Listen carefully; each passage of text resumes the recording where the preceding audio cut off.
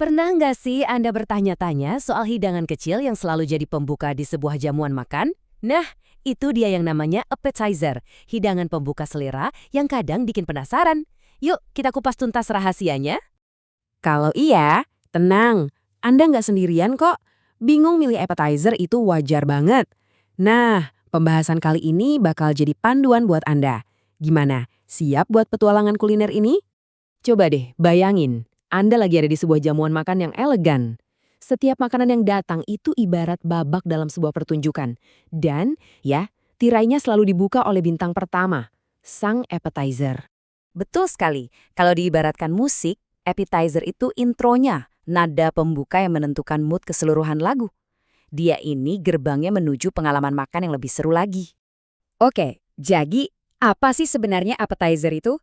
Apa yang bikin dia beda dari hidangan lain? Mari kita bongkar satu persatu. Nah, ini dia intinya. Istilahnya datang dari bahasa Prancis, hors d'oeuvre, yang artinya di luar hidangan utama. Tujuannya simpel banget, buat Anda jadi makin penasaran dan makin lapar buat hidangan berikutnya. Appetizer itu harus bisa memanjakan semua indera kita.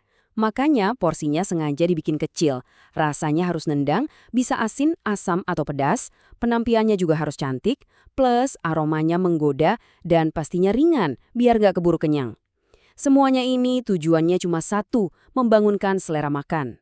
Ngomong-ngomong soal porsi kecil, sekecil apa sih? Nah, standarnya itu cuma sekitar 75–100 gram.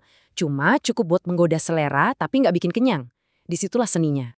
Di dunia appetizer, ada dua kubu utama, panas dan dingin.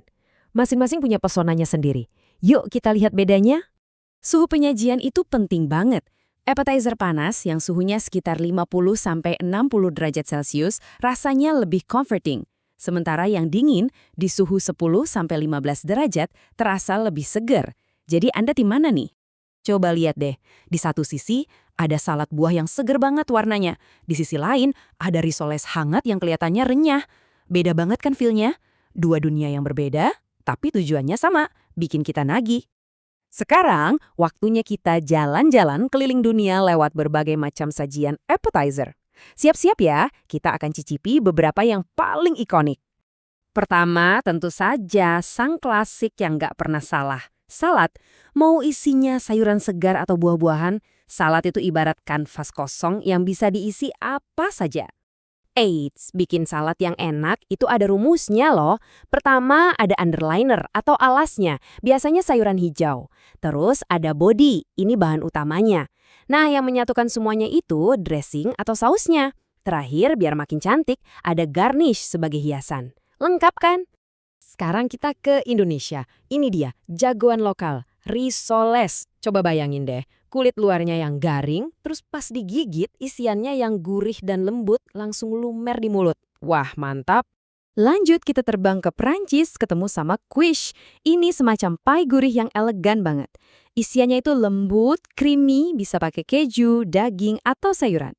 Setiap gigitannya terasa mewah. Kenalan yuk sama kanape. Ini benar-benar karya seni dalam satu gigitan. Ukurannya kecil, cantik, dan rasanya penuh kejutan.